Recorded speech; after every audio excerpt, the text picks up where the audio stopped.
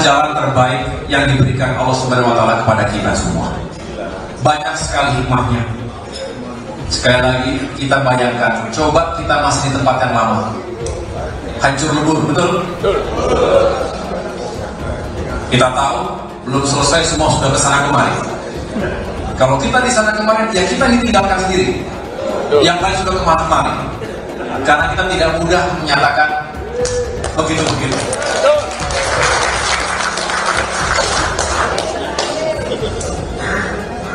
Betul kan? Alhamdulillah Tuhan dengan caranya menuntun kita bersama Bapak Prabowo, dan kita benar-benar menang. Ya, saya lebih baik saya penjara demi untuk kemaslahatan rakyat daripada saya melihat para pengkhianat, pemimpin yang tidak demokratis seperti ini. Yang kita lihat hari ini, yang jelas-jelas sudah ada adu domba antara pihak-pihak yang di sana juga termasuk pengkhianat demokrasi. Betul, disuruh didik ya sekolah oleh orang-orang tuanya, bukan menegakkan demokrasi, tetapi kembali sebagai pengkhianat demokrasi. Saya sangat berterima kasih dan sangat menghargai sikap Nasdem. Setelah pertandingan kita bersaing, tapi kita tetap bersahabat, kita tetap satu keluarga, kita tetap cinta tanah air. Dan sesudah persaingan, sesudah pertandingan, kita bersatu untuk membangun bangsa Indonesia. Itu yang saya ingin. Pak Prabowo nawarin ke Pak Surya nggak sih Pak untuk Pak Surya ayo bergabung? Saya selalu menawari. Saya selalu mengajak. KPU telah mengeluarkan pengumuman resmi yang hasilnya dalam versi KPU telah kita dengar bersama. Atas dasar itu, izinkan kami menyampaikan pernyataan untuk mendakapi proses pemilu yang sejak awal hingga saat ini. Sejak awal kita semua telah melihat dan menemukan begitu banyak ketidaknormalan, kekurangan dan pembiaran terhadap proses yang tidak wajar. Kami memutuskan meminta tim hukum Timnas Amin untuk maju ke Mahkamah Konstitusi. Terlalu banyak temuan-temuan tentang proses demokrasi yang tidak berintegritas ini yang telah dikumpulkan oleh tim hukum Timnas Amin. Dan kita semua akan terus menjaga etika demokrasi. Kepemimpinan yang lahir dari proses yang ternodai dengan penyimpangan, dengan kecurangan, akan menghasilkan rejim yang outputnya nanti, keluarannya nanti adalah kebijakan-kebijakan yang penuh dengan ketidakadilan. Kita ingin mengembalikan demokrasi kita menjadi demokrasi yang penuh dengan kewarasan, demokrasi yang mengedepankan adab. Bahkan ada yang ketuanya sudah melanggar kode etik berkali-kali, sudah diberikan sanksi berkali-kali, tapi tetap saja dibiarkan menjalankan perannya. Kemungkinan untuk bisa mendapatkan keadilan itu kemungkinannya amat kecil. Kami berharap pertolongan Allah Subhanahu wa Ta'ala, pertolongan Tuhan yang Maha Kuasa. Semoga Allah bukakan, Allah teguhkan hati para hakim konstitusi itu. Mari kita terus jalankan perjuangan ini dengan menjunjung tinggi etika. Kita dukung langkah tim hukum. Semoga Allah Subhanahu wa Ta'ala meridhoi perjuangan kita. Namanya siapa Mas? Namanya Muslim. Muslim. Mas, ingin tahu kenapa turun aksi sini? Sementara maaf ya, kondisi Mas kan ada kurang ini dengan program. Karena kan saya mau presiden itu kalau mau menang jujur, jangan curang. Nggak takut Mas? Kalau ada apa-apa nggak takut? Nggak takut, saya takut kepada Allah, nggak takut siapa. Saya nggak percaya rakyat Sumatera Utara nggak percaya Prabowo menang. Yang percaya Prabowo menang, mendingan pindah agama aja, udah itu aja. Oke Mas, ada satu kata terakhir Mas? Ada. Lawan gitu. Yang percaya Prabowo menang, pindah agama. Agamaku Islam, dia nggak percaya. Oke. Terima kasih Mas.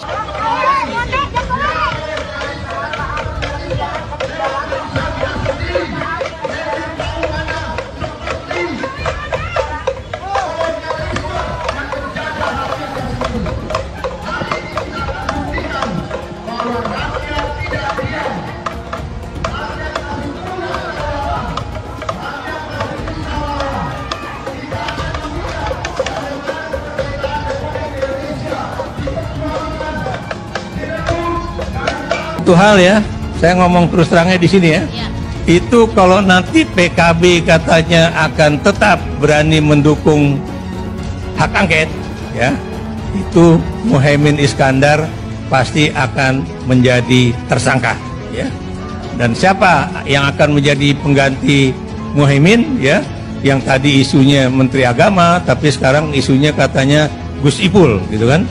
Pak Ahok tidak akan pernah bersatu dengan Pak Anies. Sekarang dia bilang Pak Anies tidak negarawan. Mohon maaf nih, saya juga tak setuju terhadap statement Pak Anies yang bilang pribumi dan segala macam. Saya sangat tidak setuju, saya mengutuk loh kata-kata itu. Anies itu kacang lupa kulit.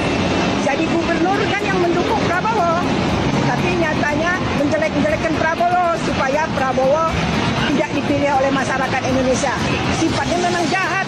Kalau bisa di dalam sini Pengadilan Jakarta Pusat, silakan datang Jokowi. Saya mau ketemu sama Anda. Saya tidak takut ke Anda ini presiden, bukan presiden, tukang sapu kok. Cukup warga Jakarta yang tahu waktu jadi gubernur DKI. Ini yang warga Jakarta coba deh bersuara di sini. Gimana sih Jakarta semenjak kepemimpinan Pak Anies? Coba kalian nilai dari 1 sampai 10. Komen di bawah. Jujur gue kepo banget nih. Biar warga Jakarta sendiri yang nilai. Maju jadi gubernur Jakarta itu isu untuk mengalihkan perhatian dari persoalan pilpres. Seakan-akan pilpres sudah selesai. Ya kan? Anda jangan terjebak. Siap. Ya Pak. Pertama di mana kita ajakannya Pak untuk kerjakan selesai di mana Pak? Iya Pak. Tidak ada cerita Ahok dengan Anies. Ketika saya kalah, saya langsung kasih Anies ucapan segala macam. Tapi yang tidak bisa saya terima, ketika Anda menang, Anda pidato memecah belah bangsa.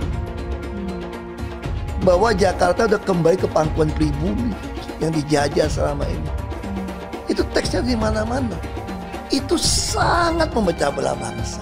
Saya ini asli Indonesia sesuai undang-undang loh. Apa karena saya namanya Ahok?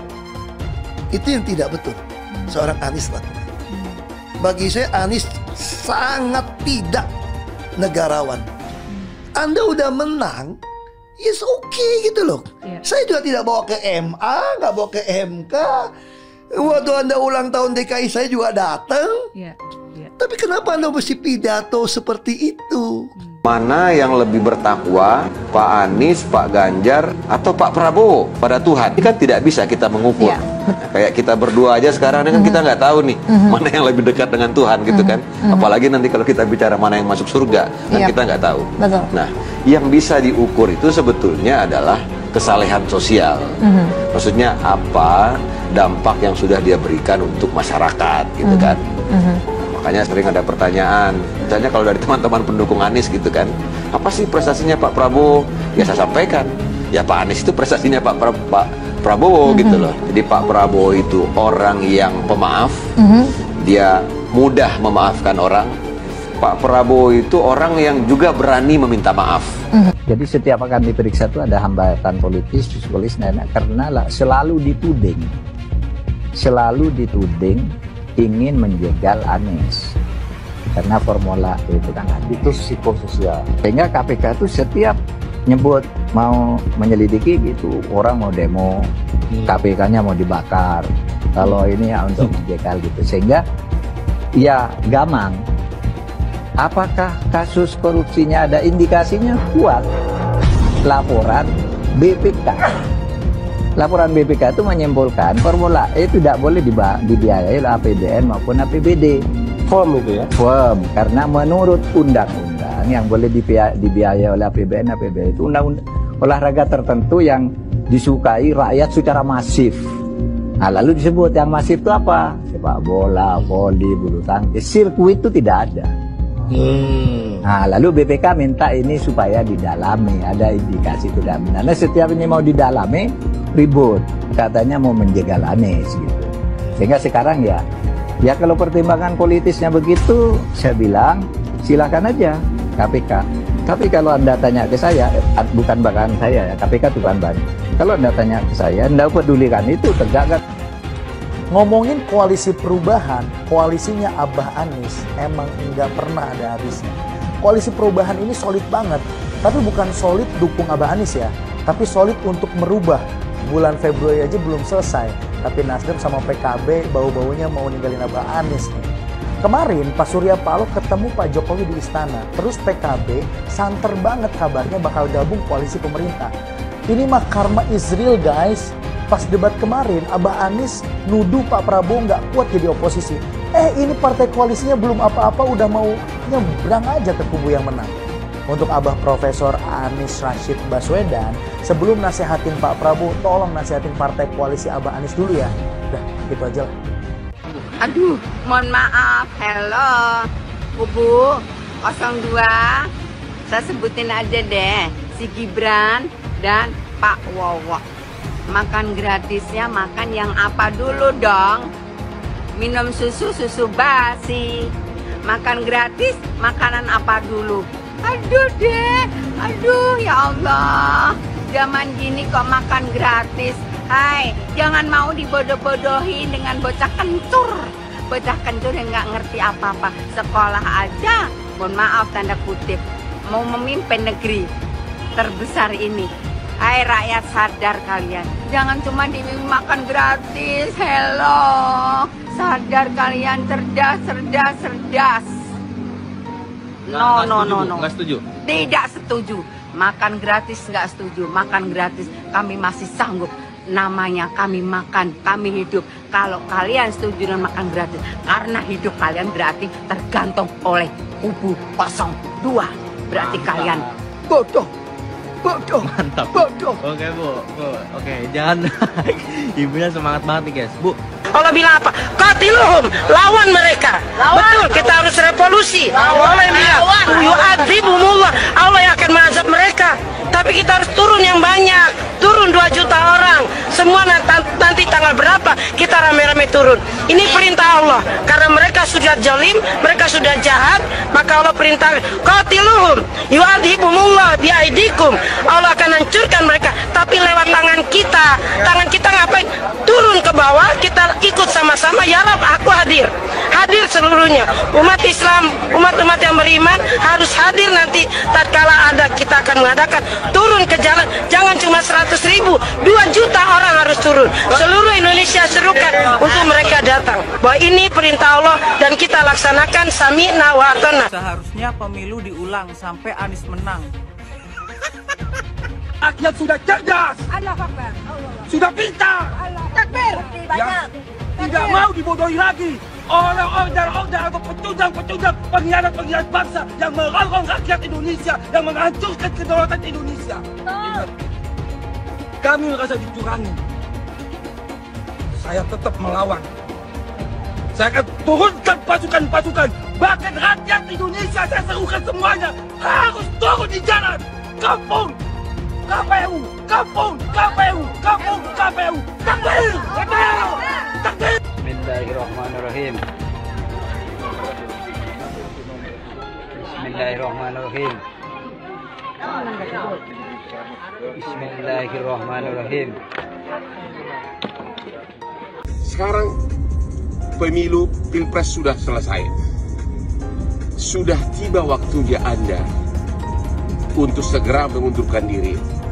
Karena tidak elok dilihat Anda memakai mobil dan fasilitas mewah sebagai menteri, karena Anda ditunjuk oleh Jokowi sebagai menteri, tapi Anda terang-terangan melawan beliau berhaluan politik, berbeda haluan politik.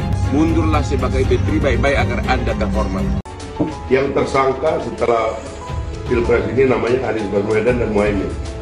Mas Anies pernah terkait dengan dengan kasus Formula E, kemudian Mas Ganjar terkait dengan iktp, kemudian Pak Gus Muhaimin terkait dengan kasus yang lain, dan mereka pernah dipanggil KPK. Nah, kemudian dia jelaskan karena ada proses kasus itu, bisa jadi pasca Pilpres ada yang jadi tersangka. Itu pendapat seorang Fahri Hamzah. Kalau ada proses yang kemarin misalnya tertahan karena kan berdasarkan kebijakan penegak hukum terhadap para calon termasuk para caleg itu dihentikan. Ya, orang yang sudah diperiksa ya dihentikan ketika dapat status sebagai caleg atau capres atau cawapres. Anies Baswedan, ya Nis ya, denger nih.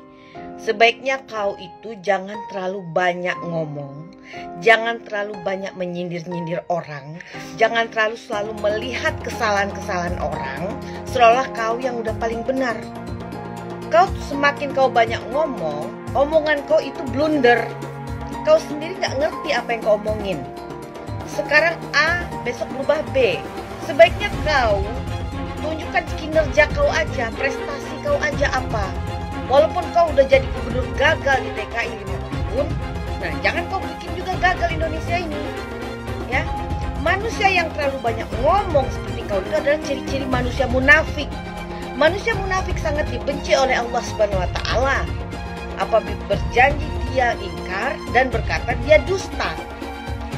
Ya, orang yang banyak bicara biasanya tidak bisa bekerja.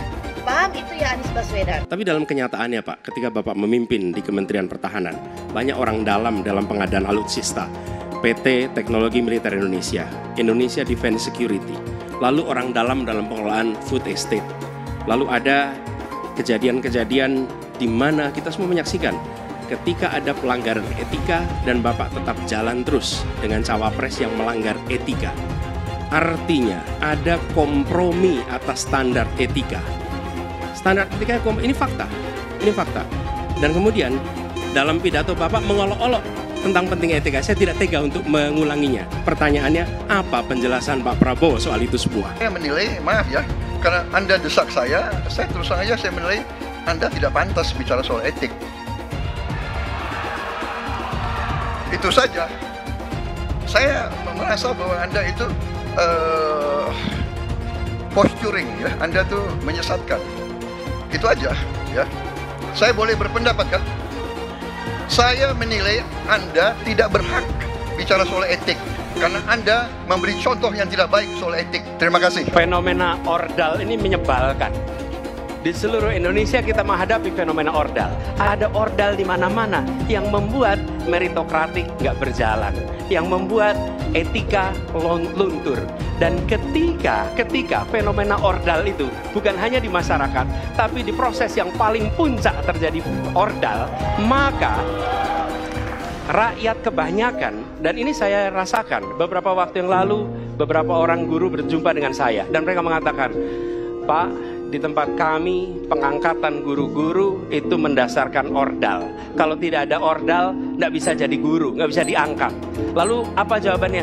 Atasan saya bilang, wong yang di Jakarta aja pakai ordal, kenapa kita di bawah tidak boleh pakai ordal?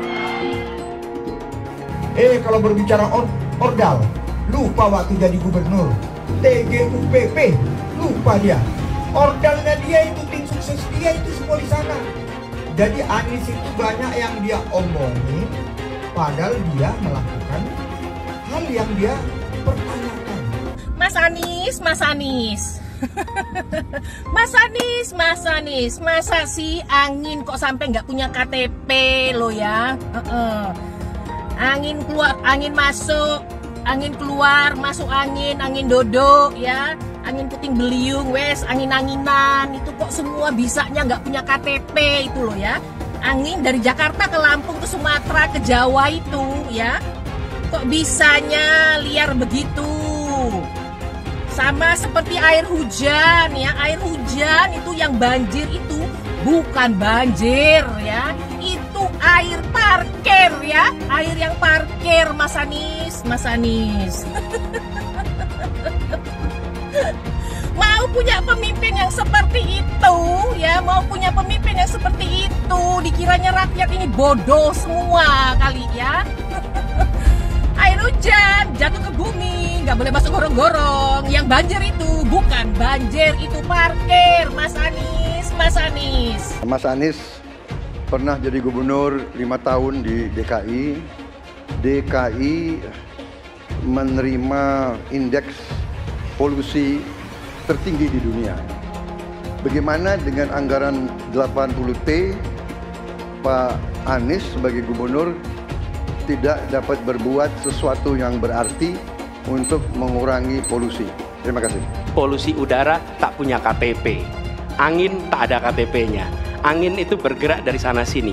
Ketika polutan yang muncul dari pembangkit listrik tenaga uap mengalir ke Jakarta, maka Jakarta punya indikator, karena itu Jakarta mengatakan ada polusi udara. Ya susah kalau kita menyalahkan angin dari mana saja ya. Kalau kita dengan gampang menyalahkan angin, hujan dan sebagainya, ya mungkin tidak perlu ada pemerintahan kalau begitu ya. Mas Anies.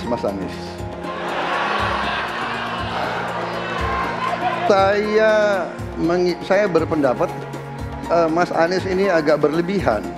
Mas Anies mengeluh tentang demokrasi ini dan itu dan ini. Mas Anies dipilih jadi gubernur DKI menghadapi pemerintah yang berkuasa. Saya yang mengusung Bapak.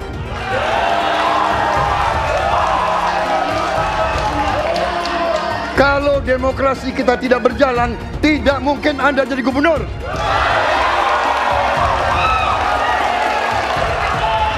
Kalau Jokowi diktator, Anda tidak mungkin jadi gubernur. Saya waktu itu oposisi, Mas Anies. Anda ke rumah saya, kita oposisi, Anda terpilih. Apa yang bisa diharapkan dari Anies? Nggak ada. Jakarta amburadul. Mimpin Jakarta aja amburadul, apalagi mimpin Indonesia. Anies itu perbual. Kayak mana apa karena perbual itu? Pembohong. Pembohong itu Anies itu. Gak usah dengar itu. Nggak layak jadi pemimpin. Apalagi jadi presiden. Di Jakarta aja kamu tengok itu amburadul. Di Jakarta tingkat kemiskinan tinggi. Pembangunan apa yang bisa dibangun Jakarta? Satu puskesmas pun bangunnya nggak ada. Masjid aja nggak ada dibangun. Mau ibadah. Di mana-mana kelebihan bayar. Apa yang bisa dibangun Anies? Satu aja nggak ada. Satu saja tunjukkan apa yang bikin Anies dibangun di Jakarta. Ganjar belum kampanye saja tetap di atas. Apalagi sudah kampanye. Anies yang sudah keliling Indonesia, yang naik jet pribadi, keliling. Jangankan naik, makin nyungsep ke bawah. Nah, masyarakat sudah tahu siapa Anies. Anies, siapa di belakangnya? Oligarki, satu. HTI, FPI. Masyarakat Indonesia bukan cari orang Yaman. Indonesia mencari nyaman. Anies ini keliling-keliling Indonesia mau ngapain sih? Bingung saya ngelihat. Menawarkan perubahan tapi tanpa konsep dan gagasan. Apa yang mau dirubah dan perubahannya seperti apa? Apakah akan merubah negara Pancasila menjadi negara khilafah juga nggak jelas. Jadi perubahan apa yang mau ketawarkan nih? Jadi jangan berharap dapat lotre lah nih tiba-tiba jadi presiden Indonesia. Nggak, Indonesia ini terlalu luas, terlalu besar. Jangan bermimpi lah. Bicara ke sana ke sini keliling Indonesia seolah-olah paham dan mengerti masalah negara. Lawang jadi gubernur aja 5 tahun kamu nggak ngerti masalah Jakarta. Apa yang kamu lakukan dengan Jakarta? Nggak ada nih, nggak ada. Masalah Jakarta segitu banyak tak satu pun yang selesai. Yang ada malah kerusakan bertambah. Anies hendak jadi presiden, hendak mengadakan perubahan. Perubahan apa nak kau buat? Nak kau balik Indonesia ini telontang jadi telangkup. Yang sudah maju dipandang mata dunia, hendak kau manakan lagi? Apa yang makanya kalau nak baca itu pidato tuh, hendak merubah Indonesia, sebutkan apa yang hendak dirubah. Jangan kata rubah ada, tapi yang hendak dirubah tak ada. Serupa dengan rekam jejak. Lihat rekam jejak. Apa rekam jejak kau di Jakarta? Apa yang kau jaga di Jakarta? Bukan yang ada kalau jaga di Jakarta kau bilang rekam jejak, seakan pidato dulu rekam jejak saja. Gaya orang nanggung kau bodoh-bodoh saja, orang nak pidato kau pembodoh-bodohan. Kau anggap orang Indonesia ini bodoh semua, yang pintar orang Yaman. Yaman. Nantau kau Yaman kalian nantau. Bila ingin melihat apa yang akan dilakukan seseorang ke depan, maka lihatlah rekam jejaknya. Karena rekam jejaknya adalah prediktor terbaik untuk masa depan. Saya mensyukuri kenapa kalah, kenapa ditahan. Saya bersyukur atas itu semua. Saya coba bayangkan ya, kalau seandainya waktu itu kita menang, waktu itu kita menang gitu ya, hari ini belum tentu kita bisa nikmati seperti ini. Kita bersyukur 5 tahun Tuhan izinkan kasih ke orang yang pintar ngomong untuk kerja. Coba kalau kita bayangkan gitu ya, kalau kemarin saya masih jadi gubernur, ini saya udah turun ini. Tapi yang pintar ngomong itu dikira orang hebat kan? Ini lebih berbahaya tahun 2024. Langsung ketahuan karakternya. Langsung ketahuan itu. Di saya juga ada kutipan Pak di kamar saya Pak. Tulisannya, Jakarta telah mengambil keputusan yang fatal. Jangan sampai bapak politik identitas justru menang dengan cara menipu umat Kristen. Jadi kalau sekarang umat Kristen mendukung Anies, mereka akan membayar mahal kerelaannya untuk menukar iman hanya untuk kepentingan sesaat. Kita tahu Anies lahir dari apa? Politik identitas. Yang dia dulu melabeli kafir semuanya kepada yang non-muslim. Saya mintalah kepada muslim yang waras dan kepada kelompok minoritas. Janganlah Anda memilih pemimpin yang berkarakter seperti Anies. Elektabilitasnya Anies merosot ya seiring mulai terkuaknya kontroversi dari kepemimpinan Anies di Jakarta. Gen Z juga tahu kalau Anies adalah sosok yang didukung kelompok intoleran yang membuat Pilgub DKI 2017 menjadi sangat kotor. Politik identitas yang mengarah ke perpecahan seperti yang dikeluarkan pendukungnya Anies, yaitu Kadrun bin Kamprad. Kafir lah, laknat lah, PKI lah, ya cuman itu doang kemampuannya. Itulah pendukung Anies. Jangan pernah takut melawan kadrun yang cuma pengen Indonesia hancur. Presiden kita ini memecah belah umat. Kalau punya jejak pernah memecah belah umat, jangan dipilih. Kita lihat apakah pemimpin kita, calon pemimpin kita ini ya pernah menggunakan agama sebagai alat untuk memenangkan kepentingannya atau tidak. Kalau agama diperalat untuk merebut kekuasaan, jangan dipilih. Sekali lagi, kalau ada calon pemimpin yang punya rekam jejak memperalat agama untuk kepentingan politiknya, jangan dipilih. Bapak politik identitas Indonesia Anies Baswedan, Bapak intoleransi Indonesia Anies Baswedan. Jangan lupakan, jangan terlena, jangan sampai dia pecahkan kita dengan dagangan ayat dan mayatnya. Air itu turun dari langit, turunnya ke atap rumah langsung sumur bor, bukan ke sungai dan ke laut. Saya ingatkan, jangan ada lagi politik identitas. Jangan ada lagi politisasi agama. Penjajahan di depan mata itu di Jakarta. Kita semua pribumi ditindas, kini saatnya kita menjadi tuan rumah di negeri sendiri. Saya bilang, Nis, ente nggak bisa jadi presiden. Kenapa? Karena presiden adalah orang Indonesia asli, saya bilang. Anies, ibunya Arab, bapaknya Arab, kakeknya Arab. Mas Anies nikah dengan keturunan Arab. Menantu Mas Anies, anak Mas Anies nikahnya dengan Arab lagi. Jadi Mas Anies kalau merepresentasikan Indonesia agak kurang keindonesiaannya. Mungkin 3% Indonesia aja yang bisa direpresentasikan oleh Mas Anies. DKI yang kita harapkan, Anies Baswedan yang begitu jelas Islamnya, 4 tahun 8 bulan jadi gubernur. Mana peraturan pergub saja yang melarang miras? Mana perda Islam apalagi? Yang akhirnya tidak berani juga menegakkan hukum. Banjir tetap banjir, macet tetap macet, kriminalitas Jakarta. Anda tahu, 2 menit sekali terjadi pencurian. Sekarang orang sedang euforia, dia mau dicapreskan. Bagaimana umat terjebak lagi, bodoh lagi, masuk lagi. Kalau misalnya memang Anies itu mau maju dan dia tekad mau menegakkan hukum Islam dan menyatakan perlawanan, saya penuh. Tapi dia tidak lakukan itu. Jangan hanya konsentrasi pada pembangunan benda-benda mati yang indah difoto dan bisa ditunjukkan dalam 5 tahun hasilnya. Kalau kita mau menilai sebuah janji, maka lihat janjinya atau lihat kenyataannya. Dulu janjinya apa ya? Dan ini aneh, betul-betul aneh. Ini bukan kampanye, tapi saya sampaikan sini. Di satu sisi menyiapkan jalur-jalur air untuk dikirim ke laut, di sisi lain di lautnya dipasang dengan pulau reklamasi, tinggal tunggu waktu jadi rob, air balik. Dan ini melawan sunatullah. Kenapa? Air itu turun dari langit ke bumi, bukan ke laut. Harusnya dimasukkan ke dalam bumi, masukkan tanah. Di seluruh dunia air jatuh itu dimasukkan ke tanah, bukan dialirkan pakai gorong-gorong raksasa ke laut. Jakarta telah mengambil keputusan yang fatal. Bukan banjir, itu memang parkir air. Bukan banjir, itu memang parkir air. Masyarakat berkeliling dengan membawa toa untuk memberitahu semuanya, termasuk sirine. Ibon 82 miliar. Apa alat transportasi yang dimiliki oleh hampir setiap orang? Alat transportasi yang dimiliki semua orang adalah kaki. Kalau seandainya orang Jakarta percaya Pak Anies jadi gubernur pun, saya berani jamin kok dia akan lakukan normalisasi yang sama seperti saya lakukan kok. Nggak usah bohong lah. Ketika air sampai di muara, maka siap untuk dipompa ke laut. Pancasila Soekarno, ketuhanan ada di pantai. Anak Tuhan dari mana? Kalau Yesus anak Tuhan, bidangnya siapa? Besok di seluruh wilayah Indonesia kami katakan dalam.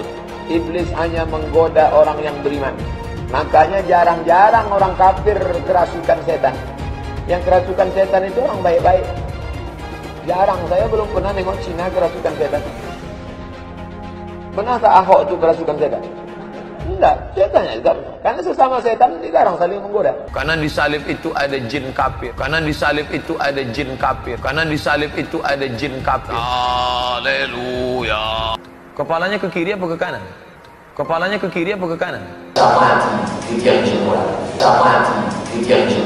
Kita percaya salib itu lambang mulia, bukan jin. Kok ketawa? Aku nggak nyindir siapa-siapa loh. Saya nggak pernah mundur untuk kebenaran, keadilan, kejujuran, dan peri kemanusiaan. Gue nggak pernah mundur. Dan gue nggak pernah takut juga sama lu. Siapapun yang rasis, gue akan hadapin. Karena rasis itu tidak berperi kemanusiaan. Sama saya ditanya dulu kan, kamu nyesel nggak statement kamu di Pulau Seribu sehingga masih masuk penjara? Tidak pernah nyesel, karena saya mengatakan kebenaran. Hai semua, dengan saya Jonas Leong. Terima kasih banyak buat kalian penonton setia yang selalu menonton di channel ini. Saya secara personal sangat menghargai waktu kalian. Dan saya sudah menganggap kalian sebagai family karena kalian selalu support di channel ini. Bagi kalian yang selalu menuliskan opini kalian di kolom komen, saya baca komen kalian satu persatu. Saya baca komen kalian untuk mengetahui opini kalian, tanggapan kalian, dan masukan kalian sangat berguna untuk video selanjutnya. Terima kasih banyak buat kalian yang selalu menekan tombol like di awal video. Video seperti ini membutuhkan waktu dan juga research. Dan ini semua gratis untuk kalian. Jadi pastikan kalian menekan tombol like-nya, supaya saya mengetahui kalian menyukai konten yang saya bagikan. Ketua Umum Partai Nasdem, Surya Paloh, kemarin menerima kunjungan Prabowo di Nasdem Tower. Dan menariknya pakai seremonial gelar karpet merah. Waduh, apa nggak kesel tuh militannya Anies Muhaimin ya? Ya, kemudian beredar analisa kenapa Paloh sedemikian cepat menyampaikan ucapan selamat kepada Prabowo Gibran. Lalu juga dengan kecepatan angin gelar karpet merah buat Prabowo ke Nasdem Tower. Nah, analisa yang pertama adalah Paloh itu katanya cuma pura-pura melawan Jokowi dengan mendukung Anies atas usulan Jokowi, itu katanya. Menurut saya kejadian ini memang keterlaluan sih. Istilahnya belum juga kering bibir KPU mengumumkan hasil Pilpres yang dugaan kecurangan struktur ya, itu sangat kenceng, ditambah pasangan Anies yang juga diusung oleh Nasdem masih memperjuangkan keadilan Pilpres 2024 di Mahkamah Konstitusi atau MK. Lah ini Om Brewok main gelar karpet aja. Dua menterinya kena kasus, menteri dari Nasdem. Tapi isu yang beredar, Nasdem juga dapat jatah 2 menteri di kabinet selanjutnya. Waduh, menggiurkan ya. Lalu yang ketiga adalah kaitannya dengan kelancaran bisnis. Entah dari ketiga analisa itu mana yang benar. Tapi yang jelas, terlalu cepatnya Paloh menyerah, kalah, dan langsung mesra dengan pasangan yang selama hampir setengah tahun ini dilawan adalah sebuah drama yang membuat rakyat bertanya-tanya. Ya, rakyat bertanya-tanya. Ini drama apa lagi? Ini politicking apa lagi? Ini catur apa lagi? Ngeselin ya.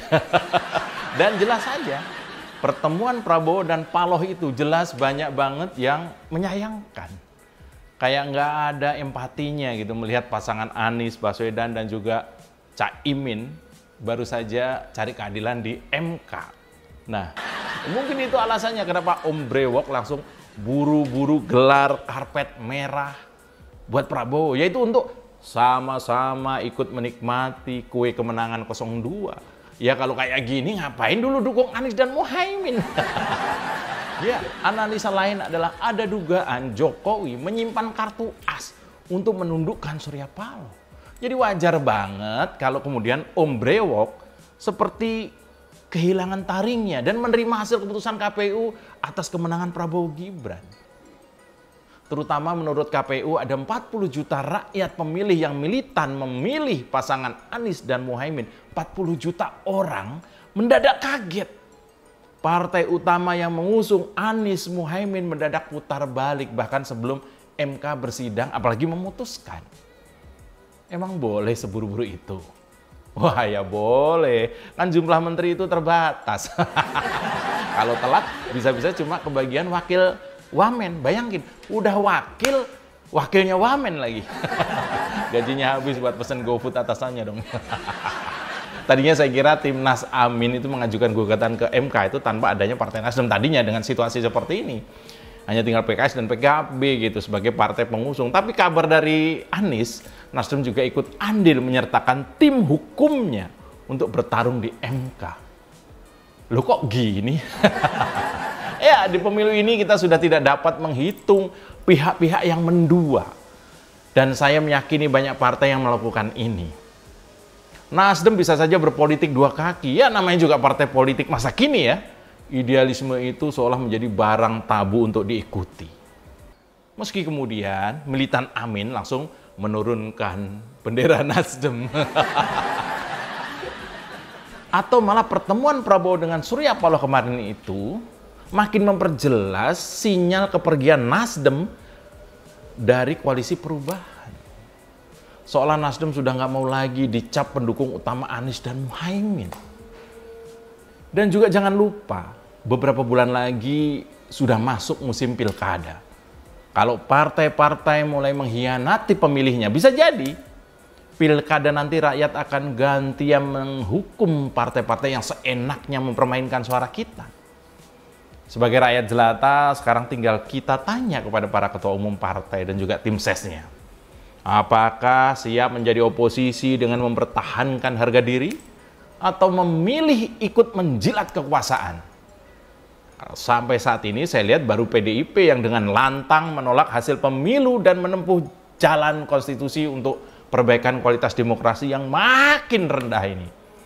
Kalau kemudian Nasdem atau PKS mendadak putar balik mengkhianati suara rakyat pemilihnya sendiri, hujan makian kekecewaan publik tidak bisa dibendung lagi. Nah, saya juga meyakini ya, kalau 02 berkuasa, siapapun oposisinya bisa mendapat simpati rakyat yang tidak bisa dibilang kecil. Dan itu modal yang cukup kuat untuk menang di 2029. Kemungkinan satu-satunya yang menggunakan politik identitas adalah hanya Anies Baswedan. Pertanyaan itu lantas saja menimbulkan amarah di kubu Anies, salah satunya dari kelompok khilafah.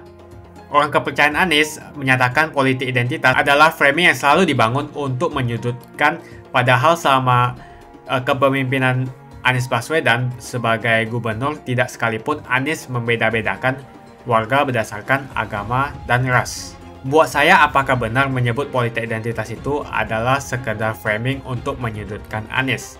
Saya akan membantah pernyataan itu. Kubu Anies terus berusaha mengaburkan makna politik identitas. Mereka berulang kali bilang bahwa identitas adalah hal yang alamiah dalam kehidupan manusia.